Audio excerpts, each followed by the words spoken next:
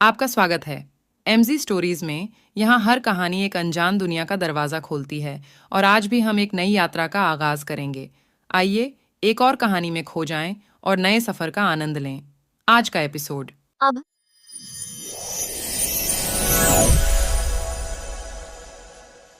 Chapter 1। Mrs Kapoor. अब तक अयान को गोली बाजू में लगी थी और वहां से लगातार खून बह रहा था। वही सरकार अब हैरानी से अयान को देख रहा था, क्योंकि उसे अपने बॉस से ये उम्मीद नहीं थी कि वो उसका मुंह बंद करवाने के लिए उसे मारने की कोशिश करेंगे। वही अयान अपनी जान पर खेल कई उसे बच्चा लेगा। अब उसे बॉस पाए बहुत गुस्सा आ रहा था कि आखिर उसके लिए उसने इतना टॉर्चर झेला और लास्ट में उन्होंने उसे धोखा दे दिया। अब सरकार ने अयान को सब बताने का फैसला कर लिया था। वहीं अयान तो अद्विका की फिक्र एंजॉय कर रहा था। अद्विका ने रोते हुए अयान की दूसरी बाजू पर मारते हुए कहा, पागल गधे, खुद गोली खाने की क्या जरूरत थी? अगर कहीं लग जाती थी, समझ नहीं आता है क्या? वही अयान दर्द में होने की एक्टिंग करते हुए, दर्द हो रहा है स्वीट हार्ट। अब आगे अयान के उल्टे हाथ में इस समय चोट लग गई थी। वही अद्विका भी अयान के गोली लग जाने की वजह से काफी परेशान हो गई थी। अयान ने अद्विका के चेहरे पर अपने लिए इतनी टेंशन देखी तो उसे नेक्स्ट लेवल खुशी होने लगी। आज उसे फील हो रहा था, हाँ, कहीं ना कहीं उसकी स्वीट हार्ट के दिल में उसके लिए जगह तो है। वही इस समय सरकार के मन में अलग ही असमंजस स्थिति थी, क्योंकि जिस आदमी के लिए आज वो इतना टॉर्चर झेल रहा था, उसने आज मौका मिलते ही उसे मारने की कोशिश की। ये बात सोच सोच करके ही सरकार का दिमाग खोल रहा था। अब उसने भी ठान लिया था कि वो अयान को उस आदमी का नाम बता देगा। सरकार ने अपना सर उठाया तो देखा कि अद्विका अयान के जिस हाथ में खून बह रहा था उसको दबा कर खड़ी थी, जिससे और खून ना बढ़े। वही अयान तो बस एक दीवाने की तरह अद्विका के चेहरे की तरफ देखा जा रहा था। अयान को ऐसे एक लड़के की तरफ इस तरह से देखता देख कई के सरकार को बहुत अजीब लगा, पर फिर उसने भी मन में सोच लिया, है, अमीर लोग हैं, कुछ भी नए नए शौक हो सकते हैं। वहीं अद्विका का दिल इस समय काफी तेज तेज धड़क रहा था। वो तो अभी भी उस पल में खोई हुई थी जब अयान साइकार को गोली ना लगे उसके लिए खुद आगे आ गया था। उसका बस इतना सोच करके ही दिल कांप जाता था कि अगर गोली अयान की बाजू में ना लगकर गलती से कहीं और लग जाती तो। उसने अयान को तरफ देखा जो उसे ही देख रहा था। हालांकि अद्विका अंदर से काफी डरी हुई थी, पर उसने फिर भी अयान की चोट को और दबा करके कहा, क्या जरूरत थी हीरो बनने की? अगर गोली कहीं और लग जाती तो सारी हीरोगिरी रखी रह जाती और तुम यही टपक जाते। वही अयान ने तो पूरे मस्ती के मूड में इतराते हुए कहा, है, तो मिस्टर अद्विक भी मानते हैं कि अगर उनका और मेरा कंपैरिजन किया जाए तो मैं हीरो हूँ और वो जीरो। उसने अद्विका की कमर की तरफ देखकर एक आंख मार करके कहा, जीरो कमर फिक।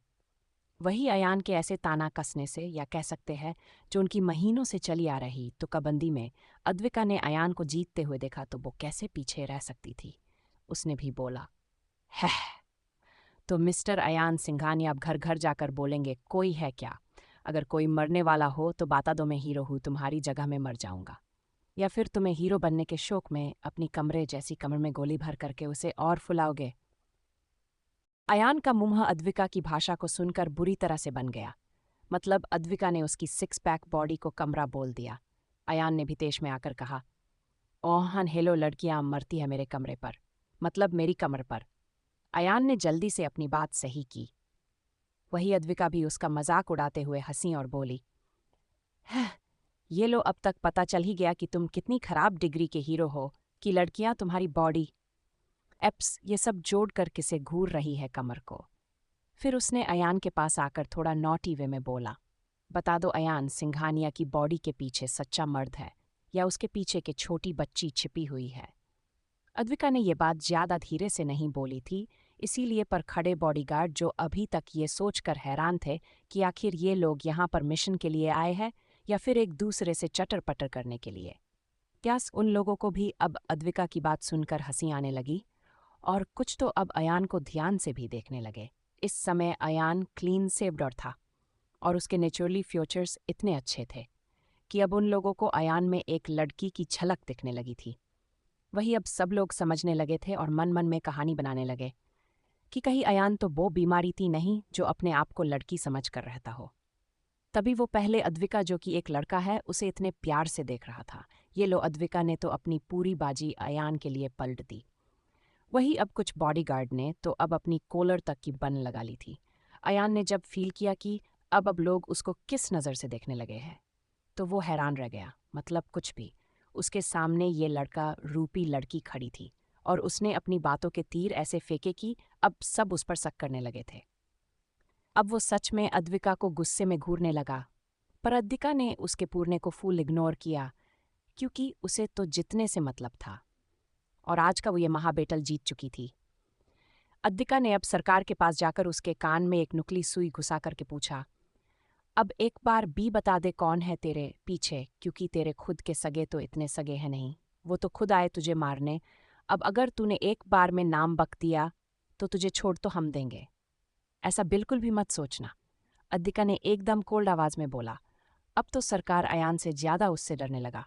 अयान भी अद्विका को घूरने लगा था कि आखिर अब उसकी स्वीट हार्ट क्या करने वाली है, क्या करने वाली है।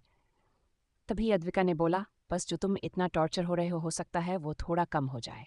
इसी के साथ अद्विका ने उस सुई को और कान के अंदर घुसा दिया। आदमी दर्द से तड़पने लगा था और उसने अब तड़पते हुए बोला, हाँ हाँ बताता हूँ।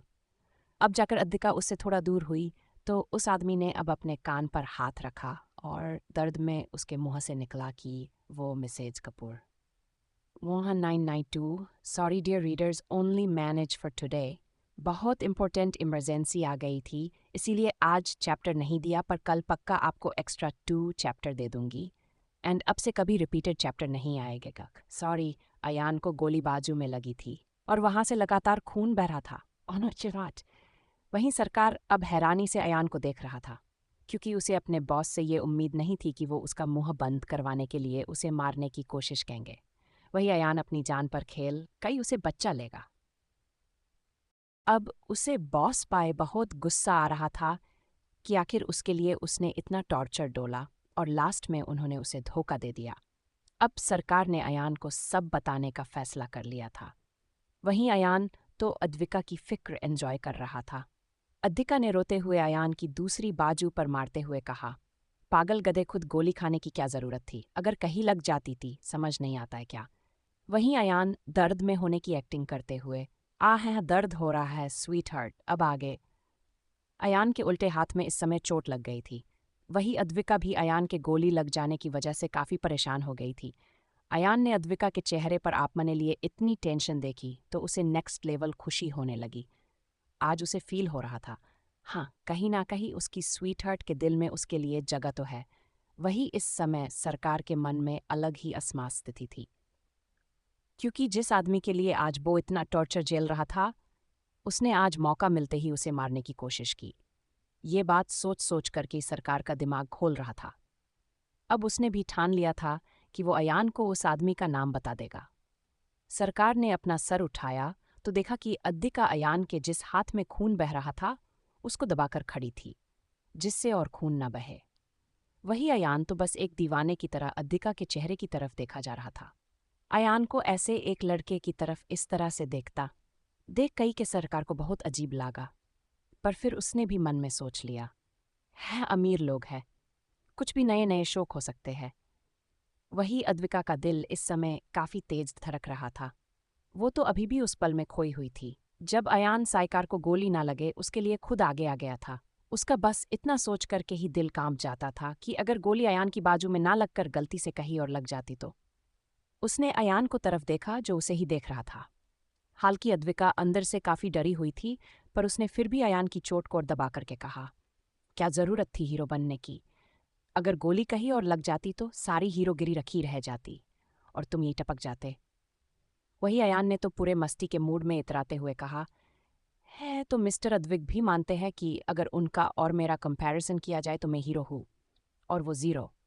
उसने अद्विका की कमर की तरफ देखकर एक आंख मार करके कहा, जीरो कमर फिगर। वही अयान के ऐसे तानाकने से या कह सकते हैं जो उनकी महीनों से चली आ रही तुकबंदी में अद्विका ने अयान को जीतते हुए देखा तो कैसे पीछे रह सकती थी। उसने भी बोला, तो मिस्टर अयान सिंघानिया अब घर घर जाकर बोलेंगे, कोई है क्या, अगर मरने वाला हो तो बताता दो, मैं हीरो हूं, तुम्हारी जगह में मर जाऊंगा। या फिर तुम्हें हीरो बनने के शौक में अपनी कमरे जैसी कमर में गोली भर करके उसे और फुलाओगे।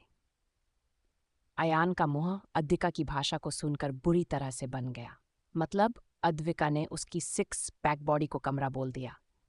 अयान ने भी तेश में आकर कहा, ओह हेलो लड़कियां मरती है मेरे कमरे पर, मतलब मेरी कमर पर। अयान ने जल्दी से अपनी बात सही की। वही अद्विका भी उसका मजाक उड़ाते हुए हंसी और बोली, सब जोड़कर किसे घूर रही है कमर को। फिर उसने अयान के पास आकर थोड़ा नॉटी वे में बोला, बता दो अयान, सिंघानिया की बॉडी के पीछे सच्चा मर्द है या उसके पीछे के छोटी बच्ची छिपी हुई है। अद्विका ने ये बात ज्यादा धीरे से नहीं बोली थी, इसीलिए पर खड़े बॉडीगार्ड जो अभी तक ये सोचकर हैरान थे कि आखिर ये लोग यहाँ पर मिशन के लिए आए हैं या फिर एक दूसरे से चटर-पटर करने के लिए, उन लोगों को भी अब अद्विका की बात सुनकर ही आने लगी। और कुछ तो अब अयान को ध्यान से भी देखने लगे। इस समय अयान क्लीन सेव और था, और उसके नेचुरली फ्यूचर्स इतने अच्छे थे कि अब उन लोगों को अयान में एक लड़की की झलक दिखने लगी थी। वही अब सब लोग समझने लगे थे और मन मन में कहानी बनाने लगे कि कहीं अयान तो वो बीमारी थी नहीं जो अपने आप को लड़की समझ कर रहता हो। तभी वो पहले अद्विका जो कि एक लड़का है उसे इतने प्यार से देख रहा था। ये लो अद्विका ने तो अपनी पूरी बाजी अयान के लिए पलट दी। वही कुछ बॉडीगार्ड ने तो अब अपनी कॉलर तक की बटन लगा ली थी, नजर से देखने लगे हैं। तो वो हैरान रह गया, मतलब कुछ भी। उसके सामने ये लड़का रूपी लड़की खड़ी थी और उसने अपनी बातों के तीर ऐसे फेंके कि अब सब उस पर शक करने लगे थे। अब वो सच में अद्विका को गुस्से में घूरने लगा, पर अद्विका ने उसके घूरने को फूल इग्नोर किया क्योंकि उसे तो इतने से मतलब था और आज का वो ये महाबेटल जीत चुकी थी। अद्विका ने अब सरकार के पास जाकर उसके कान में एक नुकीली सुई घुसा करके पूछा, अब एक बार भी बता दे कौन है तेरे पीछे, क्योंकि तेरे खुद के सगे तो इतने सगे हैं नहीं, वो तो खुद आए तुझे मारने। अब अगर तूने एक बार में नाम बक दिया तो तुझे छोड़ तो हम देंगे, ऐसा बिल्कुल भी मत सोचना। अद्विका ने एकदम कोल्ड आवाज में बोला। अब तो सरकार अयान से ज्यादा उससे डरने लगा। अयान भी अद्विका को घूरने लगा था कि आखिर अब उसकी स्वीट हार्ट क्या करने वाली है। तभी अद्विका ने बोला, बस जो तुम्हें टॉर्चर हो रहे हो सकता है वो थोड़ा कम हो जाए। इसी के साथ अद्विका ने उस सुई को और कान के अंदर घुसा दिया। आदमी दर्द से तड़पने लगा था और उसने अब तड़पते हुए बोला, हाँ हाँ बताता हूँ। अब जाकर अद्विका उससे थोड़ा दूर हुई। इसमें 2 महीने तो उस आदमी ने अब अपने कान पर हाथ रखा और दर्द निकला कि वो मिसेज कपूर। अद्विका का बॉडीगार्ड अयान सरकार इस समय बेहोश हो चुका था। अयान और अद्विका दोनों उसे देख रहे थे कि आखिर सरकार बेहोश क्यों हुआ, और साथ मस्त उनके दिमाग में सरकार के द्वारा लास्ट में कहा जाने वाला वर्ड सुनाई दे रहा था, और वो था मिसेज कपूर। अद्विका अब इस वक्त इस सोच में थी कि क्या अभी भी उसके घर वाले और उसके दुश्मन उसके पीछे पड़े हुए हैं। अद्विका की आंखों के सामने उस दिन उसके पापा की स्थिति घूमने लगी। वही अयान भी ने जब सरकार को देखा तो वो शोक हो गया, क्योंकि सरकार मर चुका था। हाँ, कोई था इधर उधर जिसने स्नाइपर से उसके माथे में सीधे गोली चलाई थी और सरकार के आगे बोल देने से ही पहले उसे मार दिया, पर ऑलरेडी सरकार काफी कुछ कह चुका था। अब अयान और अद्विका दोनों के दिमाग में ये घूम रहा था कि आखिर कौन सी मिसेज कपूर है जो पर्दे के पीछे रहकर ये पूरा खेल खेल रही है। अयान ने अद्विका को इतना खोए हुए देखा तो उसके कंधों को हिलाया।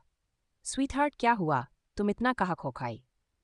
उसने मिसेज कपूर के बारे में बोला है ना कि मिस कपूर, और अपने मन में तुम तो वैसे भी मिस कपूर से मिसेज सिंघानिया बनने वाली हो। अद्विका अयान के हिलाने से होश में आई, क्योंकि वो इस समय यही सोच रही थी कि आखिर कौन सी मिसेज कपूर है, क्योंकि जैसा उसे पता था उसकी मां की डेथ तो बचपन में ही खाई में गिरने की वजह से हो गई थी, और अब रही एक तो उसके बड़े पापा की वाइफ और एक है उसकी छोटे पापा की वाइफ जो इस समय मिसेज कपूर कहलाई जाती है।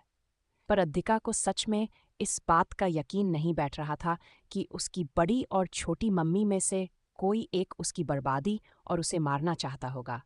पर बार बार उसके दिमाग में ये भी आ रहा था कि अगर कोई घर का नहीं था तो उस दिन घर में आग किसने लगाई थी। अब एक बार फिर इतिहास पहेली बनकर उसके सामने आकर के खड़ा हो गया था।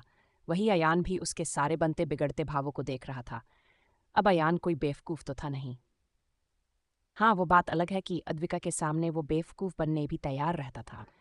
अयान ये तो अब तक बहुत अच्छे से समझ गया था कि अद्विका का कोई ना कोई रिश्ता तो गौतम कपूर से है, क्योंकि अद्विका को ये कैसे पता होता कि गौतम कपूर ही अंडरवर्ल्ड के सरकार है।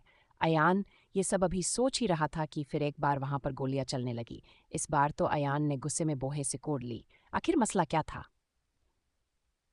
जो भी आ रहा था सीधे उसकी टेरिटरी में अटैक किए जा रहा था। अयान ने गुस्से में अपने बॉडीगार्ड्स को देखा तो सारे बॉडीगार्ड्स कॉप गए और अब उन्होंने फिर से वापस दुश्मनों पर अटैक करना शुरू कर दिया। अद्विका देख रही थी कि अयान भी ना चाहते हुए भी उसके परिवार के मामले में घुस चुका था। आज उसके दुश्मनों का निशाना वो था। अयान को वैसे उसके लिए इस बात का थोड़ा भी बुरा नहीं लग रहा था।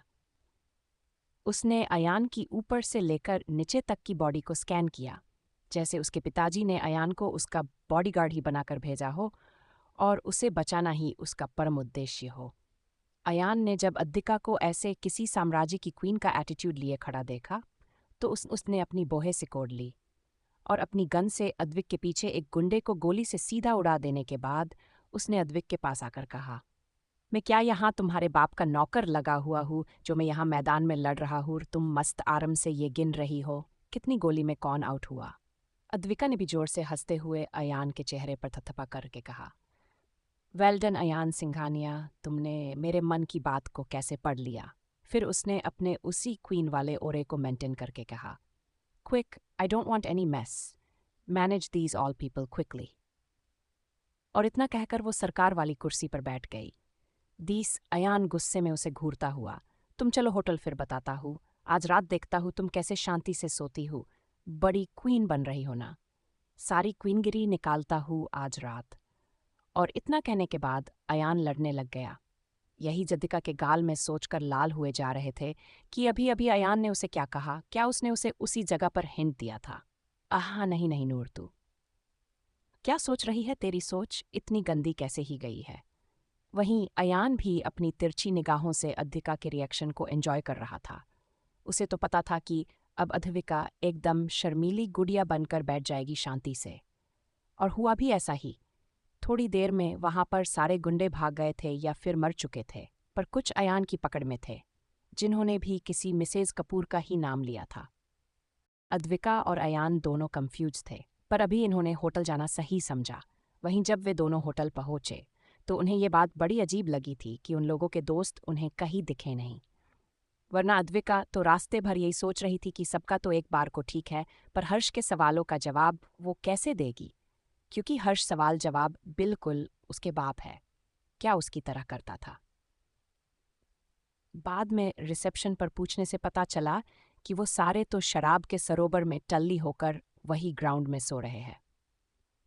और जब रिसेप्शनशिप ने अयान से पूछा कि क्या उनके दोस्तों को उनके कमरों में छोड़ दिया जाए, तो अयान ने भी बड़ी बेशर्मी के साथ उसको मना कर दिया और बोला उन सालों को पड़ा रहने दो वही, और उनके साथ जो 2 लड़की है उन्हें कोई फीमेल हेल्पर उनके रूम तक छोड़ जाए।